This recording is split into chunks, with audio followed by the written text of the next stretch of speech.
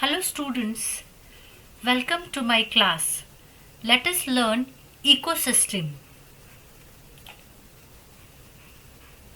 Dear students, in our last session we have learned about types of ecosystem, its structure and composition along with concept of eutrophication in lakes and river. Now in this session we will focus on food chain, its type, energy flow through the ecosystem and ecological pyramids. Let us start with food chain. The sun is the ultimate source of energy on earth. It provides energy required for all plant life. The plants utilize this energy for the process of photosynthesis through which they synthesize their own food material in the form of carbohydrate. During this biological process, light energy is converted into chemical energy and this energy is passed on through successive trophic level.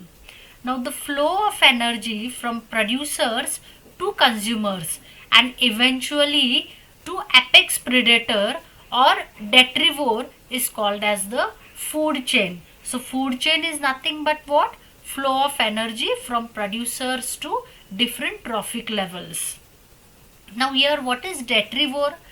Dead and decaying matter along with organic debris is broken down into constituents by scavengers. The reducers then absorb these constituents. After gaining the energy, the reducers liberate molecules to the environment which can be utilized again by the producers. Food chain is of two types, detritus food chain and grazing food chain. Let us learn about detritus food chain. Detritus food chain, the example is here. On the forest ground, dead leaves are eaten by woodlouse and woodlouse is eaten by blackbird. This is very good example of detritus food chain. Detritus food chain, it is the type of food chain that starts with the dead organic material. The dead organic substances are decomposed by microorganisms. The organisms that feed on dead organic matter or detritus are known as detrivore. Now here in this example, who is detrivore? Woodlouse. These are the decomposers. These detrivores are later eaten by the predators. In the detritus food chain, the excreted products by one organism, it is utilized by the another organisms. So what are the main implications of the detritus food chain? Energy for this type of food chain is from the dead and decomposed matter known as the detritus.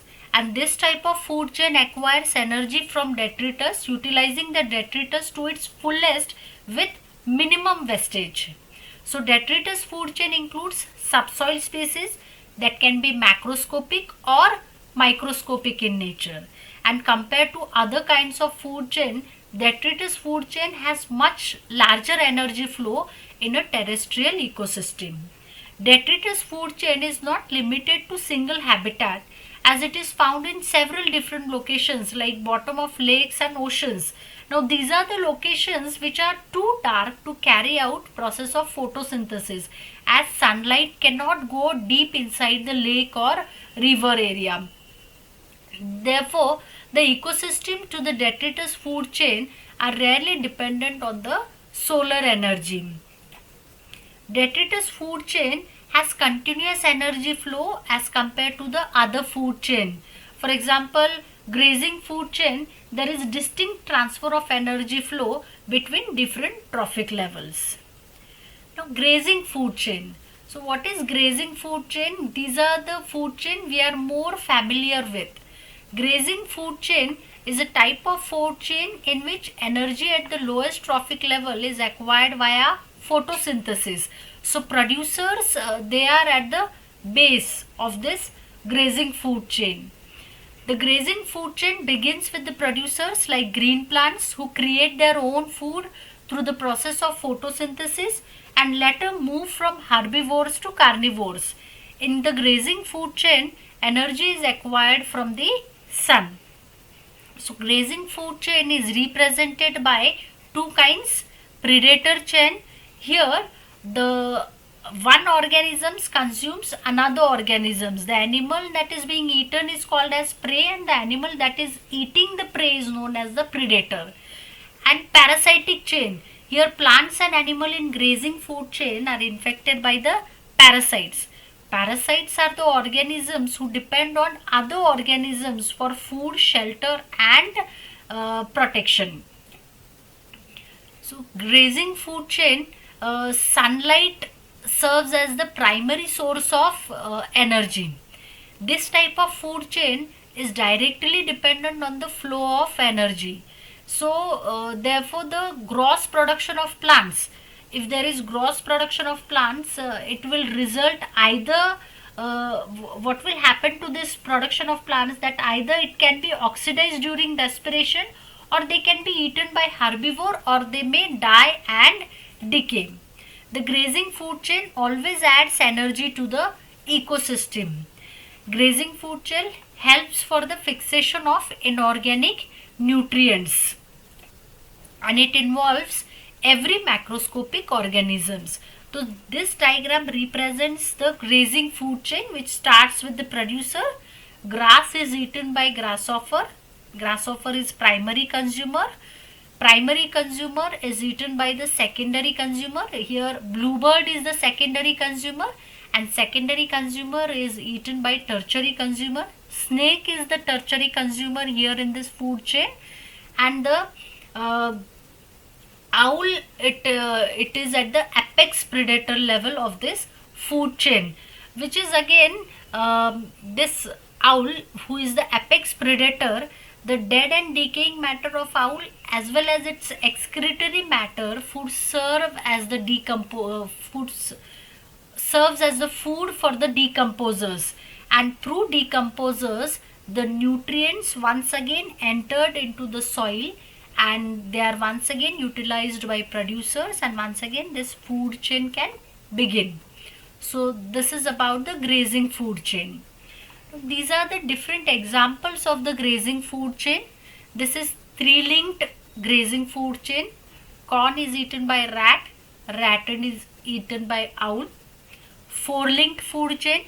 Carrots are eaten by rabbit, rabbit is eaten by fox, and fox is eaten by lion. Five-linked food chain. Grass is eaten by grasshopper, grasshopper is eaten by frog, frog is eaten by python, and python is eaten by eagle. So these are the different grazing food chains. Let us learn about the food web. Before learning about the food web, we will first concentrate on this diagram over here. Now here plants are autotrophs. They are primary producers. They serve as a food for grasshopper and ground squirrel. They are herbivore and primary consumers. Grasshopper is eaten by scorpion. Scorpion here is primary carnivore and secondary consumer. And scorpion is eaten by fox. Fox is secondary carnivore and represents the tertiary consumer here in this particular food chain. One more food chain is ground squirrel is eaten by fox, and third food chain is squirrel is eaten by golden eagle. Now here trophic level pertains to a position in a food chain or ecological pyramid occupied by a group of organisms with similar feeding modes. So here we can observe four trophic level: first, second, third and fourth. First trophic level is represented by primary producers, second by primary consumers, third by secondary consumers, and fourth by tertiary consumers. Now let us learn about food web. Food web represents feeding relationship within a community. It also implies the transfer of food energy from its source in plants through herbivores to carnivores. Normally, food webs consist of number of food chains meshed together. Now here these three food chains are meshed together. Each food chain is a descriptive diagram including a series of arrows, each pointing from one species to another, representing the flow of food energy from one feeding group to another feeding group. Now, in food chains, many trophic levels are linked together. If we consider this particular food chain, here many trophic levels are linked together. But in case of food web, many food chains are linked together. So, this is a food chain where 3 food chains are linked together. Why food webs are important? What is the significance of food web? Food webs are important in maintaining the stability of an ecosystem. Food webs are constructed to describe species interactions. This interaction is direct interactions. The fundamental purpose of food web is to describe feeding relationship among species in a community. Food webs can be constructed to describe the species interactions. All species in the food web can be distinguished into basal species, for example, autotrophs such as plants, intermediate species, for example, herbivores, and intermediate level carnivores such as grasshoppers and scorpion, or top predators, for example, high level carnivores such as fox. In last food chain we have learned about this: fox, tiger, lion. So food webs are constructed to describe the direct relationship. Food webs can be used to illustrate the indirect interaction among species. Indirect interactions occurs when two species do not interact with each other directly but influenced by a third species. Species can influence one another in many different ways.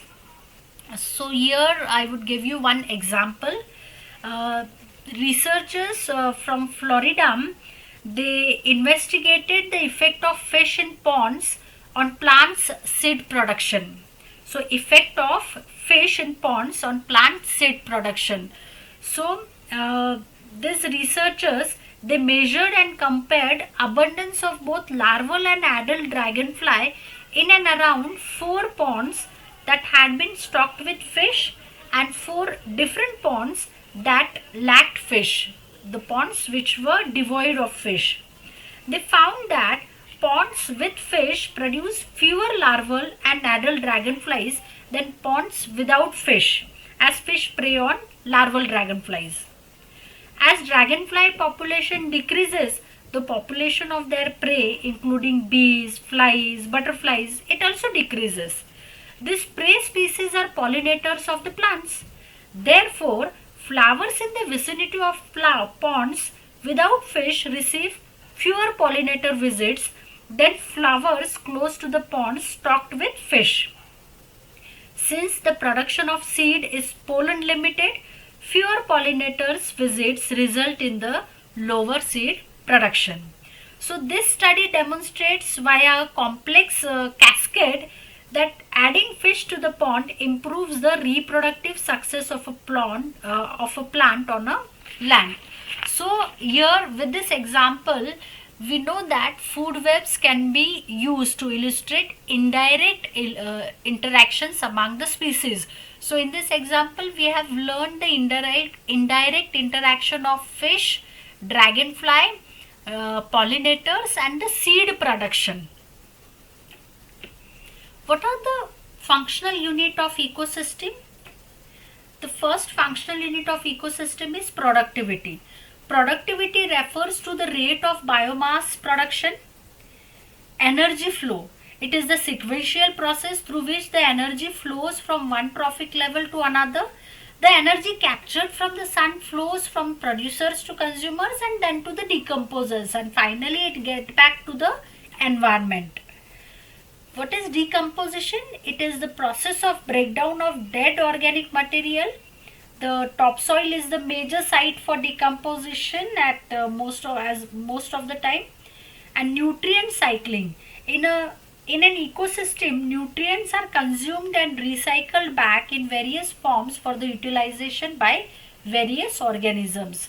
Thus, productivity, energy flow, decomposition, Nutrient cycling, these are the functional unit of an ecosystem or functional components that work together in an ecosystem. Now let us learn about ecological pyramids. What are these ecological pyramids? An ecological pyramid is the graphical representation of the number, energy and biomass of the successive trophic levels of an ecosystem. Charles Elton was the first scientist who described the ecological pyramids and its principle in 1927. The biomass, number and energy of organisms ranging from the producer level to the consumer level are represented here in the form of pyramid, and hence this diagrammatic representation is called as ecological pyramid. The base of the ecological pyramid, it comprises of the producers. Always remember, the base will comprise of producers, which will be followed by primary consumers, then secondary consumers, and the tertiary consumers hold the apex position. In some food chains, the quaternary consumers at the very apex are also observed. There are three types of ecological pyramids: pyramid of number, pyramid of energy and pyramid of biomass. Let us learn about these types of ecological pyramids. We'll start with pyramid of number. In this type of ecological pyramid, the number of organisms in each trophic level is considered as a level in the pyramid.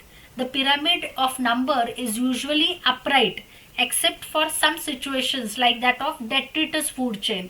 Only in detritus food chain the pyramid will not be upright, where many organisms will be feeding on one dead organism. So that is the reason detritus food chain sometimes it will not be upright, but in rest of the situation, pyramid of number, it will be always in upright position. So this is the here we can observe the pyramid of number.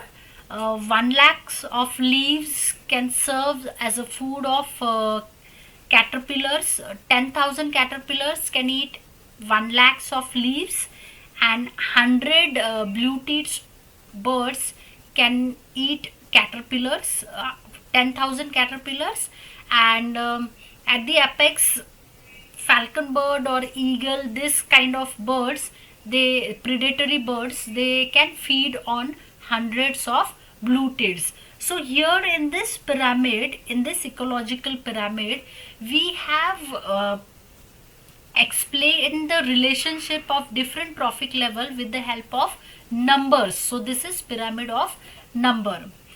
The producers generally outnumber the primary consumers, and similarly the primary consumers outnumber the secondary consumers.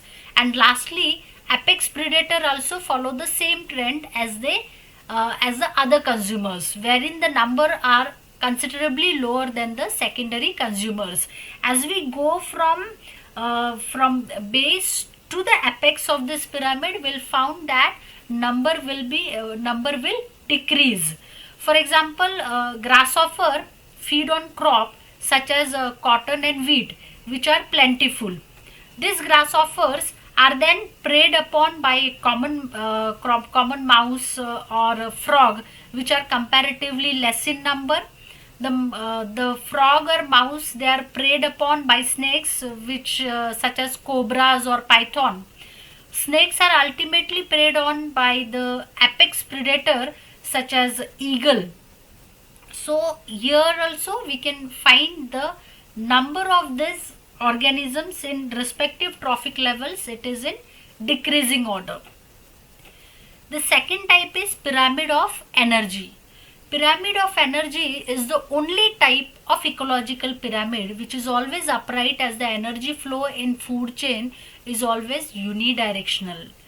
Also, with every increasing trophic level, some energy is lost into the environment. So here it is the pyramid of energy. Energy will pass on from producers to primary consumers. from primary consumers to secondary consumers, and at the apex is tertiary consumers. And at each trophic level, some energy is lost as a heat in the environment. So what is that energy rule? That is called as the 10% energy rule. Even though primary consumers feed on producers, they are still getting their energy from the sun. Primary consumers feed on plants and break down the food particles to release this particular energy. Now, for example, let us consider this example of a producers. Producers, they get their energy from the sun, but they do not primary consumers do not consume 100% of the sun's energy, which is trapped by the producers or the plants which they feed. This is because only some amount of the sun's energy is utilized by the plant to synthesize their food material. In fact, they only get 10% of the energy, and this particular rule is called as the 10% rule, which states that only 10% of the energy available gets passed on to the next level of the consumers. So here, if producers, the energy trapped by the producers, if we consider that energy as 100%, only 10% of the energy will pass on to the primary consumers, 1% to the secondary consumers, and 0.1% to the tertiary consumers. This is 10% energy rule. Then the third type of pyramid is biomass pyramid. Biomass in an ecological pyramid is lost progressively from bottom up. The greatest biomass amount is found at the base of the trophic level, which always includes producers. Since the primary consumers rely on producers for sustenance, the biomass amount of the producers, it will be therefore the limiting factor to the biomass of the primary consumers. Likewise, the secondary consumers rely on primary consumers, and consequently their biomass would also be affected by the available biomass amount of primary consumers. Thus, in an ecosystem, it is usual to find a biomass pyramid wherein the first trophic level is the widest while the topmost trophic level is the narrowest. The distribution of biomass in an ecosystem, it implicates ecosystem stability. And if in case of an inverted pyramid, the ecosystem could fail when there are more consumers than the primary producers. At this level, we are not learning about the inverted pyramid. But just remember, whenever there is opposite situation, that producers, they are less in number than the consumers, at that time the ecosystem will collapse. Flow of energy and biomass along the food chain, how it will happen. All food chain starts with the primary producers. The primary consumers then feeds on the plant matter. The secondary consumers that feeds on the primary consumers, and the tertiary consumer is at the top position. They are the top carnivore in the food chain. Each consumer or producer occupies a particular trophic level. So level 1 they are producers, level 2 are primary consumers, level 3 are secondary consumers, and level 4 are tertiary consumers.